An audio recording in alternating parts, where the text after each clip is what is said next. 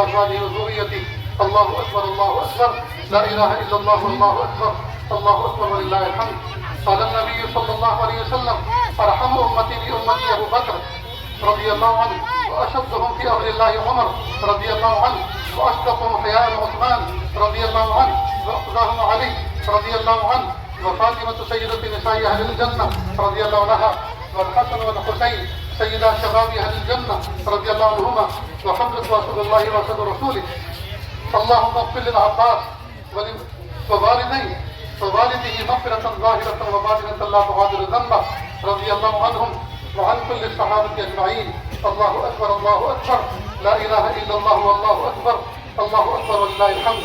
الله في أصحابي لا تتخذوهم غرضا من بعدي، فمن أحبهم فبحبي أحبهم، ومن أبغضهم فببغضي أبغضهم، وخير أمتي قرني.